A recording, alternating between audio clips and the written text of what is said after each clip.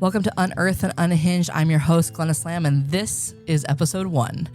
You might be asking, what on the unearth is this all about? Well, I'm going to tell you today. We're going to talk about where the show came from, why it matters, and how we're going to dig deep together into sacred texts, modern life, and we're going to build resilient faith.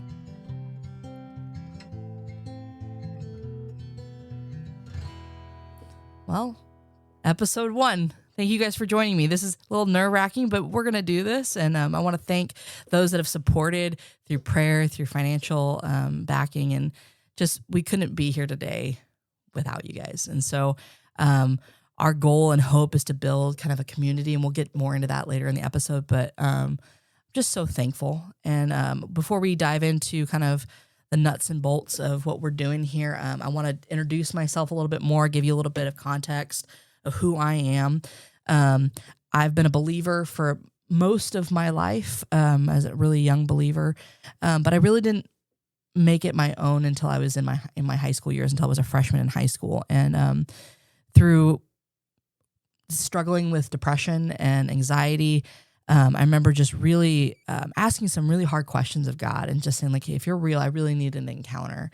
And he was just so faithful to like speak and move in those moments. And in this recommitting back to my life to Christ, I really dug into scriptures because I felt this compulsion to I needed to know him more. He had stepped in close, and I needed to step in closer. And so I remember my mom actually, she gave me a study Bible when I was a freshman after I recommitted my life, and I still have it today. It's for those that are watching on the video. It's a little rough. But it's well loved, and I remember just tearing through my Bible, and just fell deeply in love with the Word. I fell in love with God, but in His Word, and I remember just pages upon pages upon pages. And I remember one night, I very distinctly remember just having this conversation with him, just being such an awe that, you know, for someone who had been in church and in Christian school environments for most of my life, actually all of my life, I thought I knew scripture and I had a lot of head knowledge, but I really didn't know scripture. And he was doing such an incredible job of, like, you know, revealing to me layers that I hadn't ever encountered before. And so when we were having these moments at night when I was reading through my scriptures, I remember one night saying to him, God, if you never stop revealing to me the depth of your word, like if you never stop like pulling back layers and unearthing more and more, I'm never going to stop telling others. That was the commitment I made as a young freshman in high school. And I remember just feeling this weight of just knowing that meant that was one of those defining moments. And he very shortly after that just started, I felt called into ministry. I was a chaplain at my high school. And I just kept devouring it. And I kept, really just falling in love and loving the history and the context. And, at the time, the normal path, I hope you can hear my quotation marks, the normal path for ministry was youth ministry and moving from there. And I just was kind of going through the motions, but I was so compelled to scripture and the education portion behind it. And my mom, in all of her amazing wisdom, when I went to go to my undergrad, said, hey, that ministry is great, but you really need to have some additional skills. And I was always originally going to be in marketing and advertising. And so I double majored. I did Bible and theology, and I did marketing. But even in college, just feeling just my Bible classes, I just love them. I love them so much. And I had so many great professors at Bethany University. It's no longer there. They died through one of the crashes. They've been there for about 100 years and and then they're gone. But they had some really amazing professors that have gone on to other universities, and they're just wonderful. But just introduced me to the depth and just how much I love the text. And at the end of my undergrad experience, I actually got the wonderful opportunity to go to Israel for the first time. And through the course of that, just fell deeper in love. I remember getting off the plane and It is one of the few places where when I got off that plane, and I don't know how else to say this, but like I felt at home. I felt like so at peace, even, the moment I walked off the plane. And I had an amazing professor at the time. She was from William Jessup University, called Dr. Marilyn Copeland. And I remember she'd been an archaeologist. She'd worked at some amazing sites through the course of her life. And on that trip, she just did an amazing job of pushing and asking questions. We had a lot of different people there from a lot of different backgrounds, but she could tell that I was trying to figure out how all these pieces fit together. And she was so kind. I remember when we were at different sites, I would be so curious. I remember us, and we'll dive deeper into this in some of the other episodes, but I just remember walking to some sites and going like, okay, why is there Greek mythology icons in the synagogue? Like, that doesn't make any sense. She goes, that's a great question.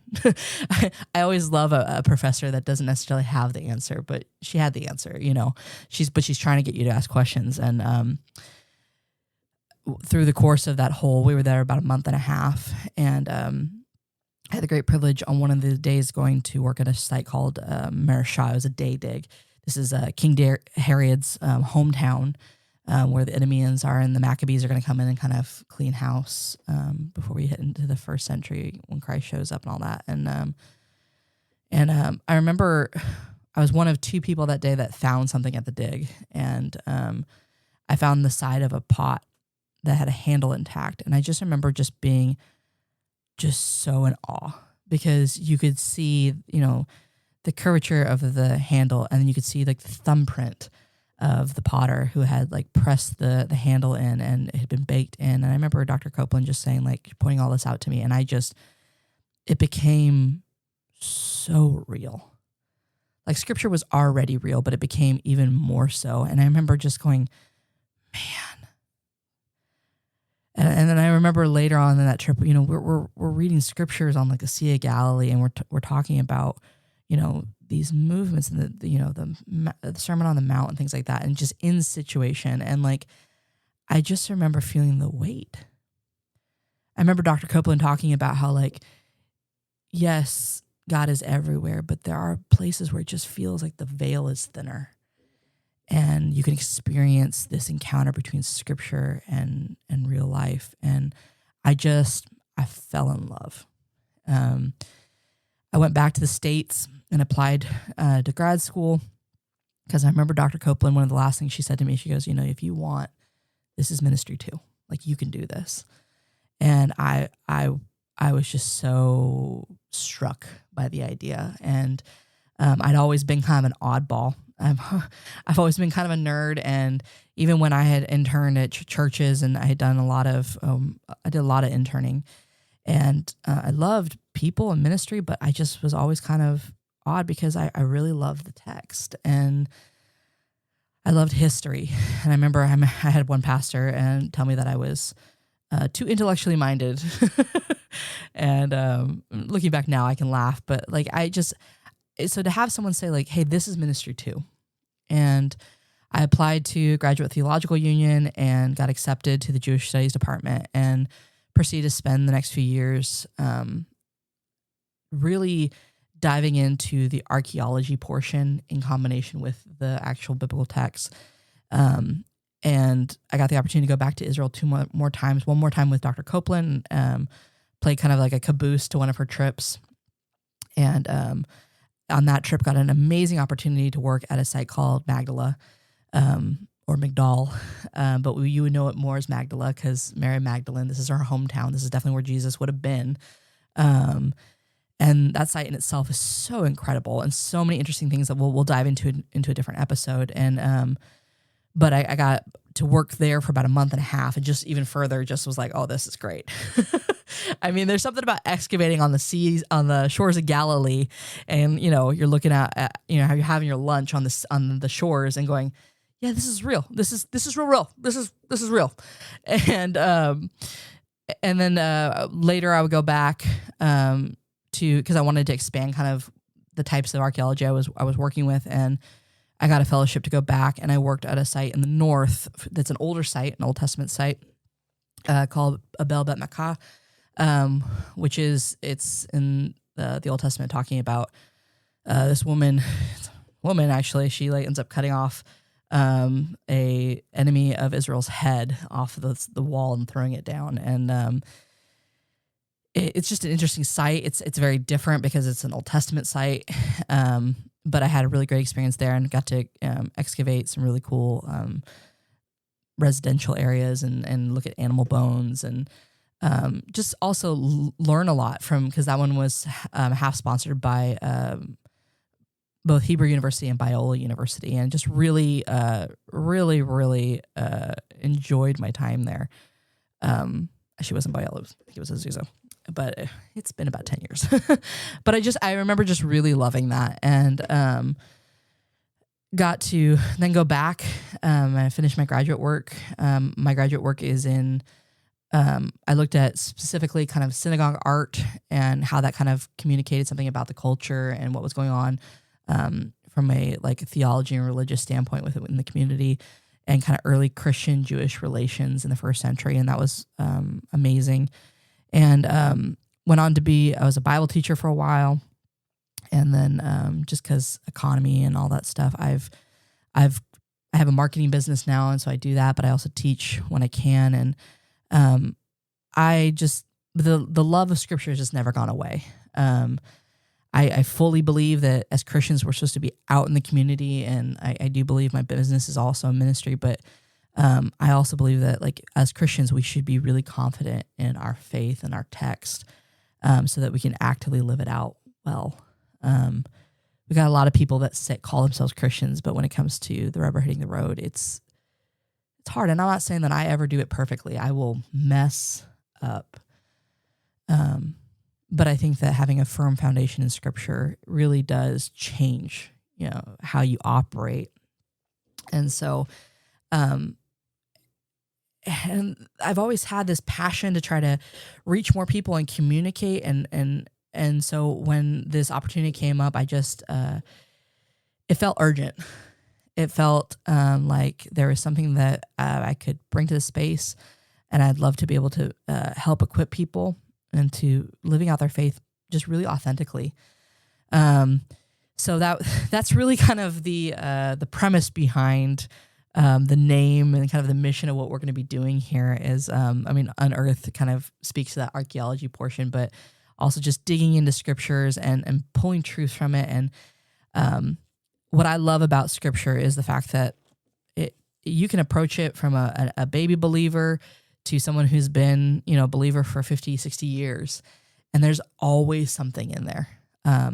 There is so many layers. I always think of, when I say layers, I always think about Shrek, the onion, the layers. But in all seriousness, in archaeology, we talk about the different layers and the different pulling those back in the different time periods, and just the more and more depth and information that you can get. And I see that in Scripture, that like you can come back to this. I mean, I've read through this multitudes of times, but I mean, I always love when I especially like when I come back to the Gospels or even parts of the Old Testament, like there's just always something new that I didn't see the first time. And that's the gloriousness about Scripture. And so we're gonna talk about that. And but the unhinged portion, I just kind of really wanted to also focus in on the fact that like I want this to be real and raw. It's gonna be imperfect. It's not gonna be all like shorn up perfectly, because that's not real life. Real life is rough. But I also know that like God uses all the rough, in our weakness, He is strong. If it's all perfect and clean and we didn't, it was all that we did, we don't need Him. And that's not how life is supposed to be lived. Like we are very much aware as Christians, and we should be, that we are broken, but also that like we have a God that like He is right behind us, and like we are strong because He is with us. And so that imperfection, that unfilteredness, that unhingedness, and the boldness that comes with unhingedness, like we have to be bold to do this life.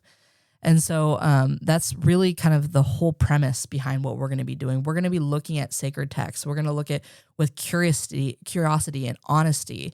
We're going to look and see, how does this even apply to every day? And like, we're even going to talk about like, how do you handle it correctly? Like it is a historically contextual book. It is applicable for us today, but also like it has context. So what does that look like? And how do we handle it? There's tools that we can, as believers, have. And that was one of the reasons I ended up going back to school, because, and I'm not throwing throw shade or anything, but I just saw a lot of believers who didn't have the tools and were doing a lot of damage. Because, I mean, a knife, when you're in the kitchen, it can be either a super helpful tool or it can be a really dangerous weapon. And the Bible is the same way. Like, if it's mishandled, it can cause damage. And I've seen it do damage. And I'm not saying that I've never not done damage with it, but I strive not to. But I never have believed that the academy or the university system should be holding all the tools so that we don't know how to handle this book. And so we're going to, I'm going to try to give you guys tools that we talk about at the university system, how to, hermeneutics, and how to pull it apart and learn something from it, and how to properly, excavate. There's actually a wrong way to excavate. Even in archaeology, I remember one of the last sites I worked at, I remember one of the lead archaeologists came over and she goes, "Hey, for the record, you're not doing that right." And I was like, "How do you not dig correctly?" And she goes, "Well, when you the way that you're using the brooms and everything, you're creating a floor where there's no floor." And what a beautiful image, like from a scriptural standpoint, like when we're not using our tools correctly, that like we can create places to stand that actually were not in the text at all. And I just remember thinking, well, man, then I want to learn how to sweep correctly. And I remember having a whole conversation with her about that. But that's what we're going to do. We're going to wrestle, and we're going to talk to real people. Because this is a powerful book, and it has all the power. But like, if we just leave it in a book, it doesn't do anything for us on the daily life. And so I strongly believe that it's for the now.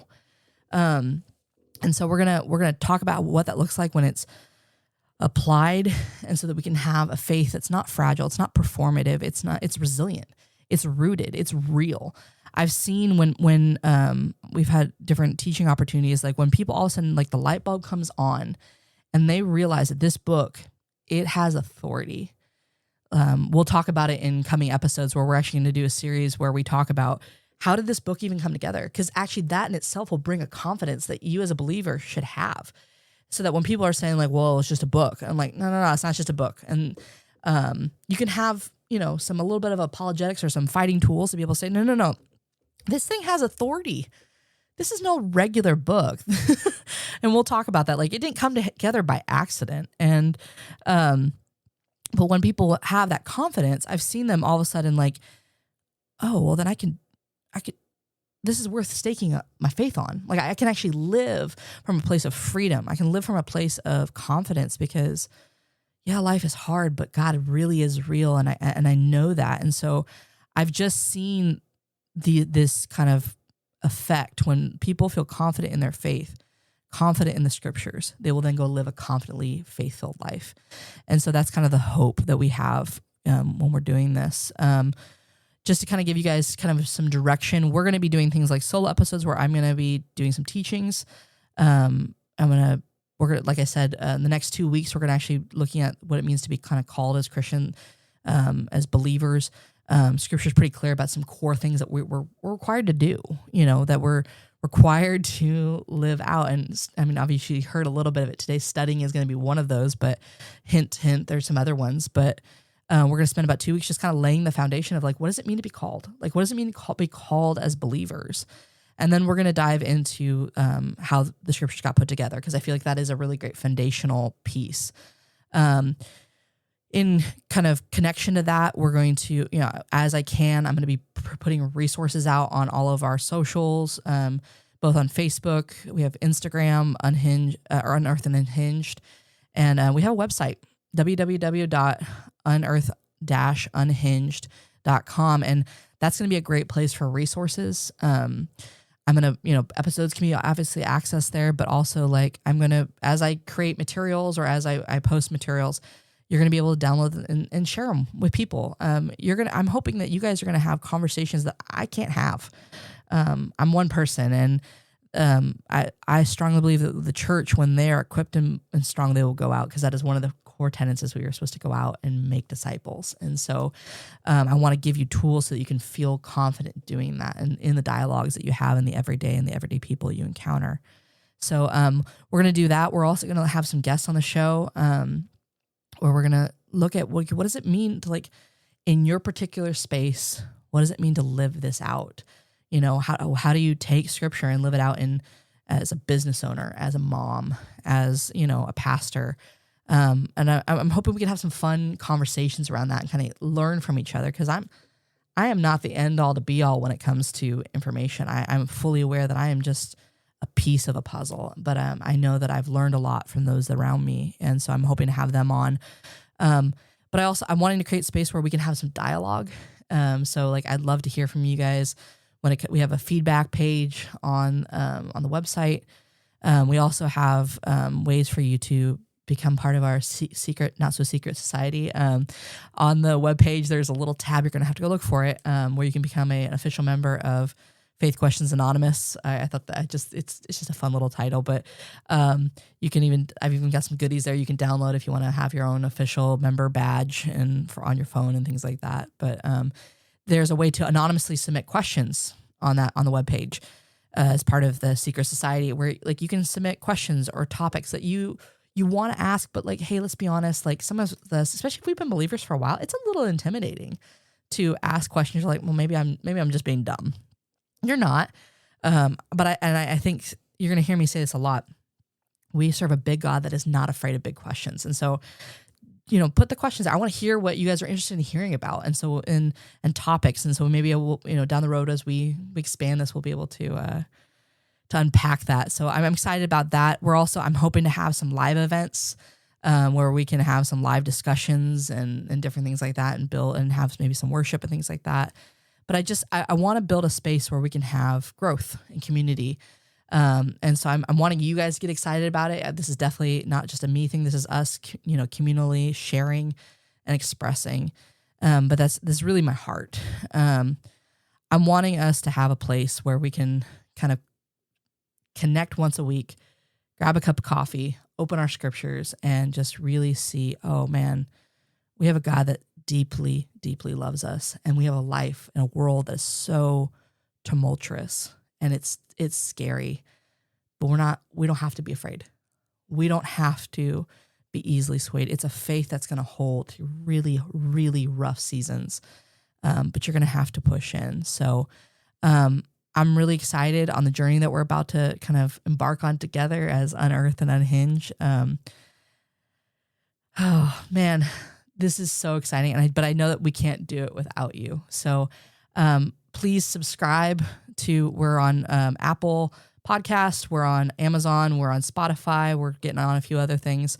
We're hopefully going to have a YouTube channel so we can start putting some video content out there as well.